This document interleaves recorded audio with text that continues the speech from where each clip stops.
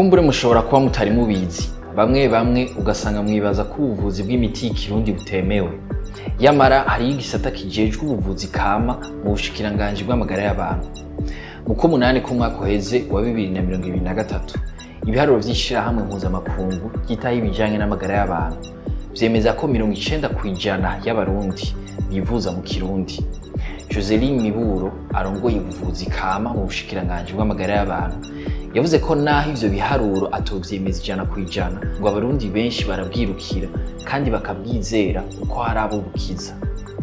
No musi turashobora kuca twibaza tuti mbega ivy'ubuvuzi bw'imiti kama mu Burundi vyifashe gute? Niyo nkuru nyamukuru tuza kurabira hamwe no musi.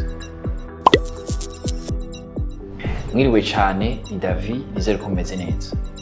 Igitera amakenga nuko hari benshi baja kwivuza kwa muganga ari uko babanje guca kwivuza mu kirundi. Bamwe mbere ngo bakaja kwa muganga bamaze gusinzikara. Nayo ubundi kwivuza ku bavuzi kama nta caha kirimo. OMS iti igihe c'uko abavuzi bakoresha imiti y'ikirundi binyegeza caraheze.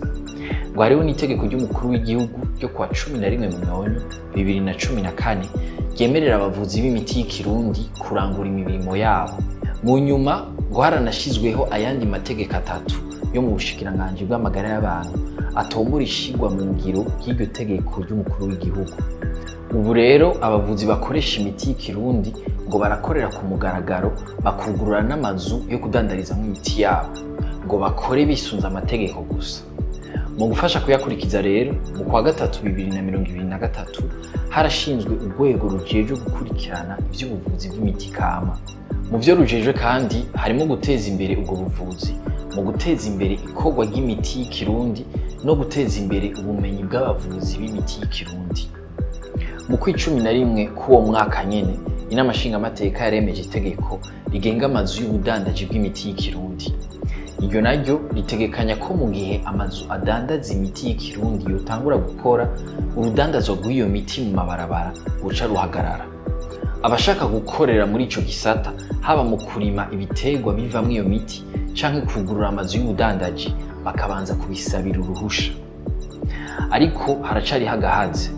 Muri uku kwa gatandatu 2024, umushikiranganji w'amagara y'abantu yamenyesheje abakenguza amateka ko atawuvuza imiti kama yemerewe kwamamaza imiti ku masoko, mu mabarabara, ku buhinga ngurukana bumenyi n'ahandi.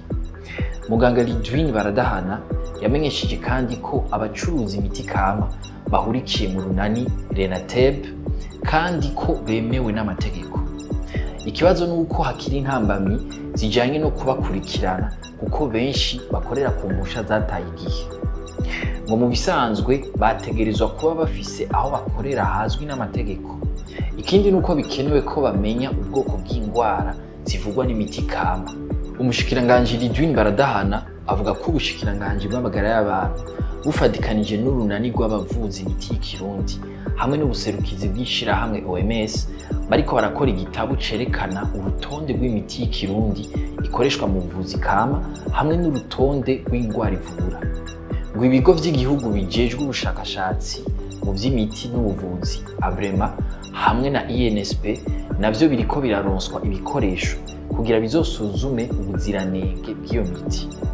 Muganga Baradahana yaranagabishije abavuza imiti y'ikirundi ngo nibareke kujuragiza bene gihugu mu kubabwira ko bavura indwara zose zananiranye, ibica bituma batitura amavuriro.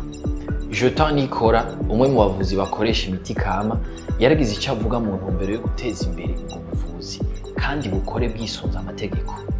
Ngo hakwiye no kujaho muri kaminuza igisata c'inyigisho z'ubuvuzi kama, gushinga ibitaro vy'ubuvuzi kama hamwe no gutanguza ingendo zo gusangira ubumenyi mu bihugu vy'ubuvuzi kama.